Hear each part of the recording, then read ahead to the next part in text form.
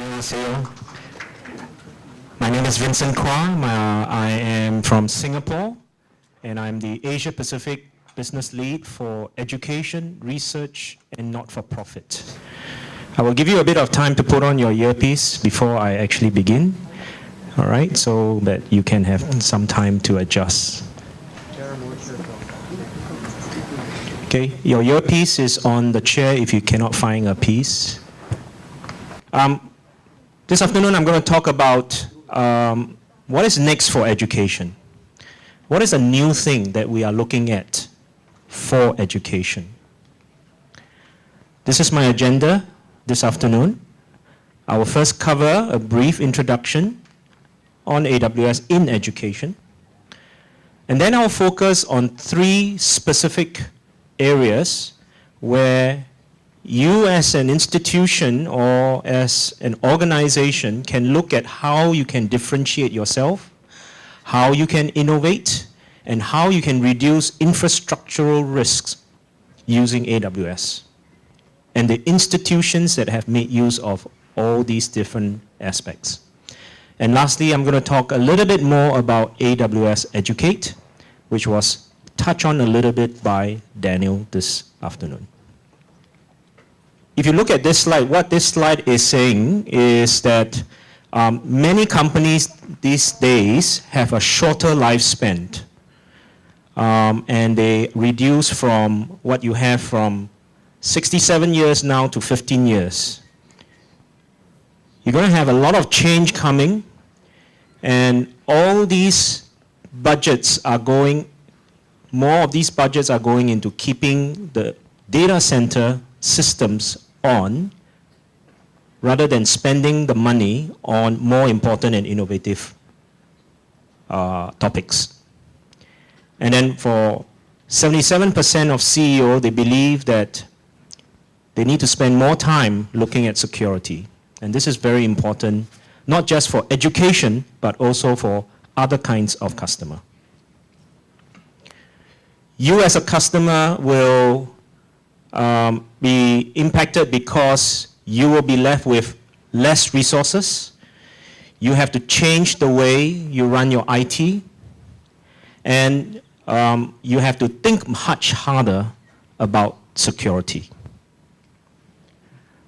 Amazon has been in the lead of the infrastructure as a service provider as determined by Gartner for many years. And we have been in the lead now for the last 5 years since this research has been published. Here are 6 reasons why education customers prefer to use Amazon. First is low cost. AWS is a utility company. We provide IT resources as utility. It is the same as you think about electricity. It's the same as you think about water. It is only when you turn on your water tap that you start charging or paying for the water you use. And it's the same when you turn on the electricity switch that you'll be charged for the electricity use. The IT resources that Amazon Web Services provide works in the same way. And therefore, there are many systems inside education companies that don't need to run all the time. And you can run them on a utility model. Then this saves a lot of costs. Secondly, it is elastic. And what that means is that our infrastructure is able to support your need as you grow. You may want it today, you may want it tomorrow, or the next week. You can get it because you can get access to those resources in a very quick way. There is also an interesting service that you can use that as more of your users come in, the infrastructure will scale along with the number of users that come into your service.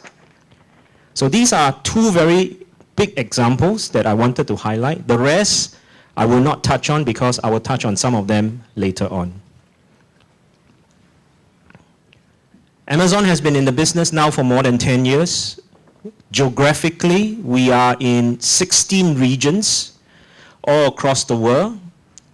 In Asia, we already have 6, and we are still building on. What that means for you as an education organization or an institution is if you are looking at trying to get students from overseas, you have the ability to deploy infrastructure very quickly in other parts of the world. I have a university that from the United States, but they have students from Europe as well as from Asia. And so when they deploy their solution, they will also able to deploy it in Europe and in Asia very, very quickly. Because everything that we have here are similar. And so the deployment is actually very, very fast. So what does Amazon Web Services provide to education institutions that they can use? To start off, the basic would be compute. These are your virtual machines that you can use to run all your systems, your solutions that you need to deliver for your stakeholders in your institution. And of course, there are storage capabilities. And you have heard about stories about how much people can store in AWS, and it's a lot of capacity there. Third, any web application or any type of service that you try to deliver to students always is accompanied by databases. And you have many, many choices of databases that you can use from Amazon. So these are your core services that you can use to deploy your solutions and your services.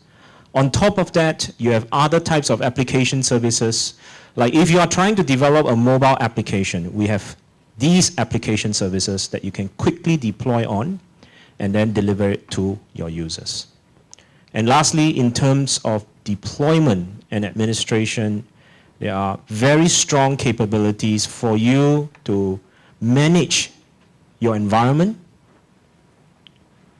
assign those rights to people who can use the environment and to deploy services, and denying rights to those who don't need to use Amazon Web Services. And so there are many ways for you to administer and to deploy infrastructure.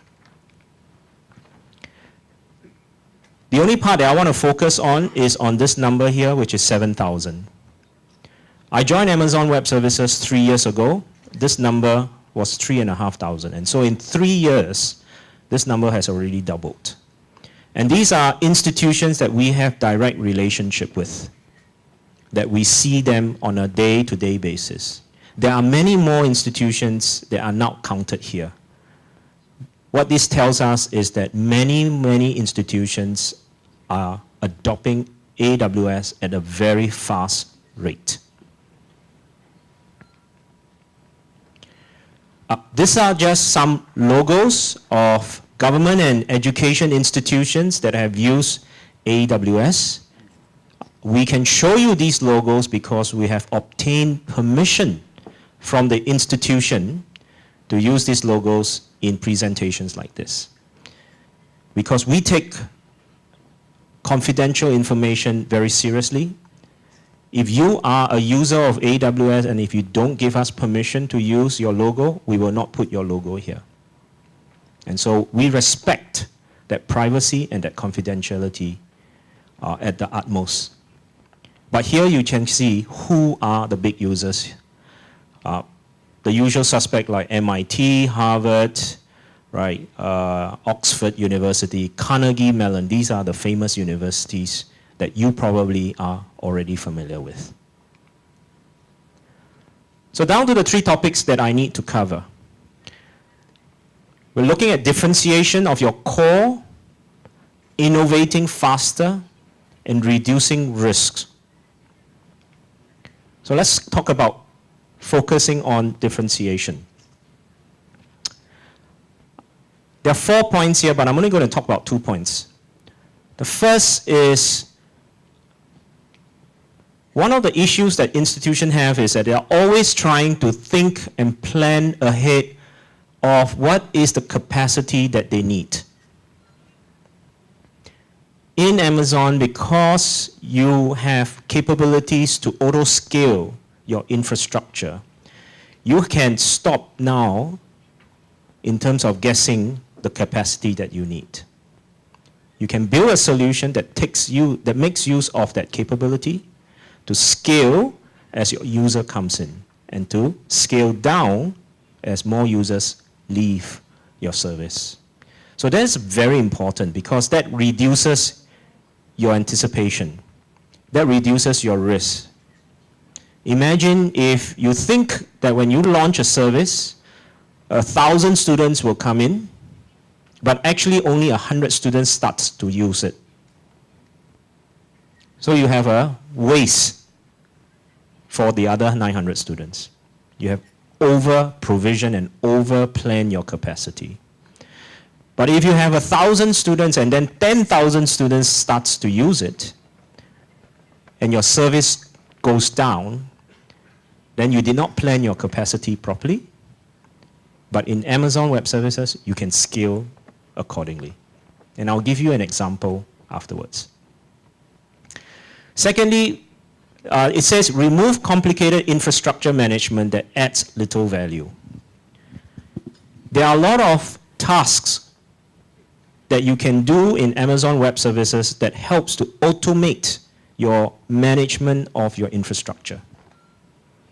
What it means is that you don't have to send people all over your campus or all over your organizations to check on if a server is patched, if a server is working, if a server has the latest set of codes for you to run your service.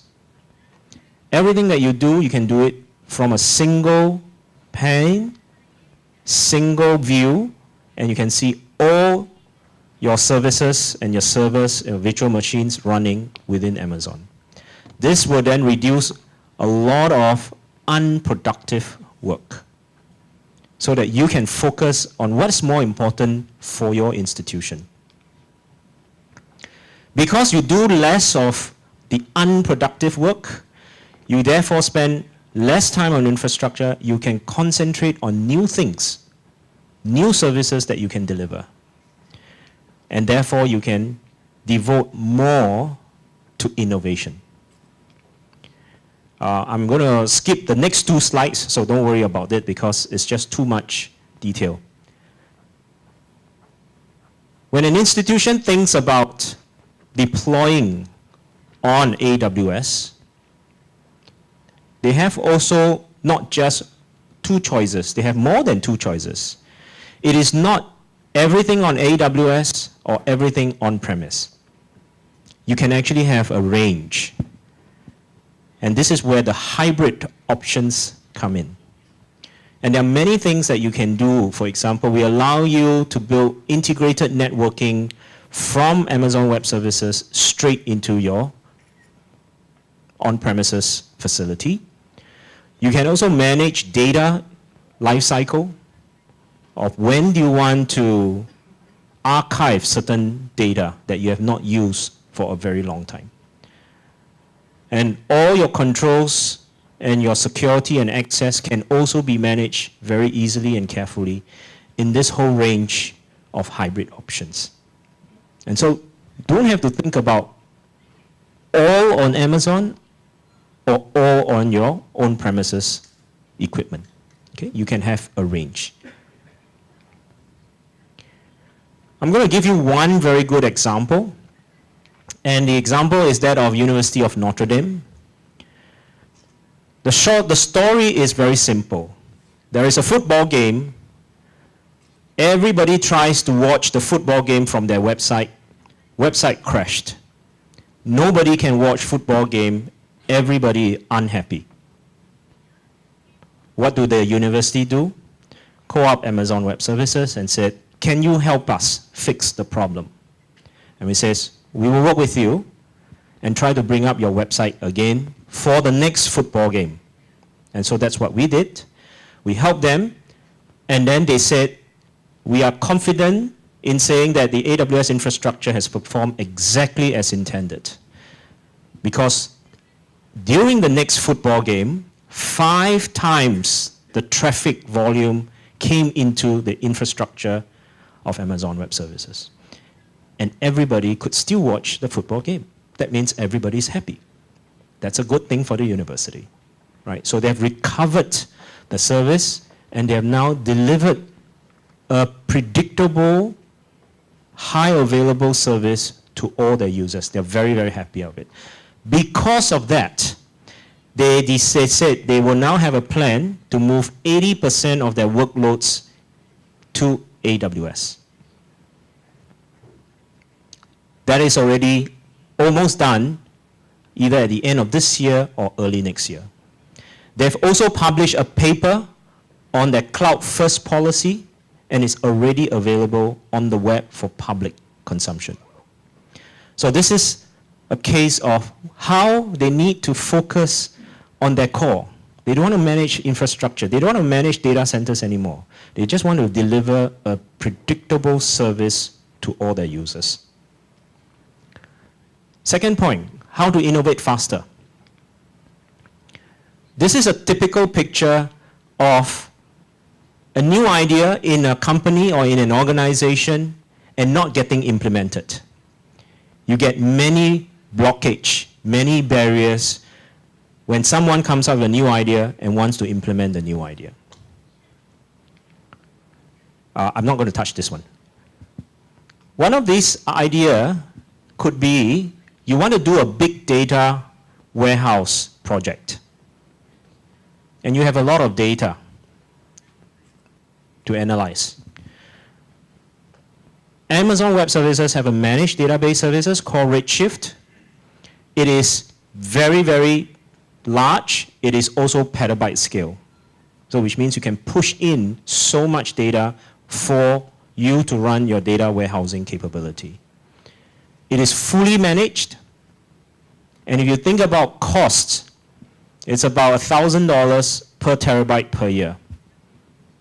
This is only 1/10 of the amount of money you need to spend buying a data warehousing solution and running it on your own. One example that I can share is Ivy Tech. They are a very large group of institutes in the US, and they run tens of thousands of student records. They use Redshift, which is the managed data warehousing service that Amazon provides. And now they can complete their queries from as little as 40 minutes in the past to now as little as 3 seconds. So your productivity has now gained so much from 40 minutes to less than 3 seconds. With this capability, they are now able to innovate faster because they have insights into their student information, their student records. All right. It is because of the scale and affordability, and that's the reason why they are using AWS. They don't need to spend millions of dollars to buy a data warehousing solution. Okay, I'm going to skip this. The second example I want to tell you about is student information system. In this example, the customer is Open Universities Australia, a very large university, more than 100,000 students. They used to run PeopleSoft, which is a student information system, on an active DR configuration. So only one set of equipment is only running. It's a single point of failure. If that fails, they will then fail over to the disaster recovery site. That gave a lot of problems. The SLA, or the service level, is very low. When student wants to use it, they can't use it, so they have major problems. What we did with the customer was we moved them from an active DR to an active set of configuration. And we were able to reduce even DR licenses for them. Okay? No more idle infrastructure. Because previously, all the DR are idle. You buy equipment, you put it there, and you hope that you won't use sometime in the future. But not here. All right? The second, which is a very big piece, is we move them from Oracle RAC to Oracle on our relational database services, which is a managed service. This saves them the licensing costs for Oracle RAC. And that is a very large licensing cost. So for the customer, it actually helps them save money, improve their ability to deliver higher level services to all their students. And that's a good thing. That's the innovation that they want. They also run a website for all their students to deliver learning. And again, through this use of AWS, they are able to deliver, reach out to 100,000 students worldwide, not just in Australia, but worldwide. Okay. A lot of them are using open source technologies because they're actually now very capable, very robust, and can be managed very well within the Amazon environment. And you're not tied to any licensing. That is also very critical for thinking. The third point is about reducing infrastructural risk. When we think about infrastructure, we always think this or that. So it's either you move fast or you stay secure. So you want a secure environment, and therefore you cannot move fast. You want to move fast, you cannot stay secure. That's always the problem. But if you do it on AWS, you can do both. How do you do both? Because we give you all the necessary security tools and capabilities already inbuilt in AWS. Next, if you want to do encryption of your data, we already have all the services that you need to do encryption. If you want to manage your user well, we already have all the services that allows you to manage your users well. And if you want to ensure that you meet certain compliance and certification, we already have all the certification and compliance capability that we can deliver to you. This next slide tells you which are the compliance certification that Amazon has already acquired, and therefore you can be assured of the standard we are able to maintain.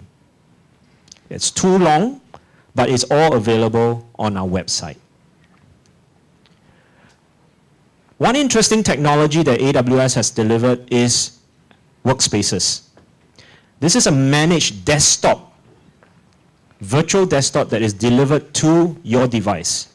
And that device can be Windows, Mac, Android, or even iOS or Mac OS, right? All these can be delivered. And we already have the university called UMUC, which is University of Maryland University College. This university serves about 90,000 students across the world. They now believe that it is more cost-effective to deliver a managed desktop to students using Amazon Workspaces. They are not the only one, because Cornell University is also doing the same, to deliver a desktop service straight to their students for computer labs. That's another way for you to consume Amazon Workspaces. So all these 3 points point to the fact that cloud computing has now become the new normal, because so many users are now adopting it at so fast a pace. We have more than 1 million customers in 190 countries, and you will not be the first. In fact, the reason why you are here is because you're probably interested in knowing how you can deploy it on AWS. These 3 examples are universities that have decided to go all in. They are no longer in the business of running data centers. They are only focusing on delivering high quality education to their users. So again, my 3 points. Focus on your core, which is you help remove all this technical debt. Innovate faster with AWS, and reduce the risk by leveraging some of the capabilities that AWS is able to deliver to you. Next, I'm going to talk very quickly about AWS Educate and why this is important. Later on, you will hear from a university who have actually made use of this particular program. This is a program to support universities and institutes for the teaching and learning of cloud. And the reason why we did this is because we're growing. We're growing very, very fast. This is how fast AWS is growing year over year. When we grow at this rate, it means we also have to hire at this rate, which means that the number of customers out there who needs to hire people is also growing, which means our partners also need to hire more cloud-enabled workforce. There are going to be that many jobs in the world that requires cloud. But the problem or the issue that McKinsey says is that there's a skill gap. Our students are not graduating with the right skill to enter into industry and contribute directly to the economy. So what do? AWS came out with a program called AWS Educate. Very quickly, it's about giving students and educators cloud credits for free access to AWS, training from AWS, content from universities and professors from other places, as well as a community for you to interact with other users. That is not all, because what is important is the job. So we want to make sure that we also close the loop with 2 additional capabilities. One is for students to take content and learn to fit a particular role that is needed in the industry. For example, a solution architect role. Second is to work with organizations and companies here in Korea to have them post job opportunities into a service called Job Board. So we are now closing the gap. Students learn, have trial experience on AWS, takes up learning courses for a job role, finds a potential job inside Job Board, gets hired, and then the cycle goes again. So that's what we are doing with AWS Educate. It's been launched already in Korea. It's available free for all institutions to sign up, as long as you do teaching and learning in the cloud. Just some examples of worldwide universities that are already using this. And if you are interested to sign up, all you have to do is just to go to this website. You can either sign up as an education institution member, an educator, or as students.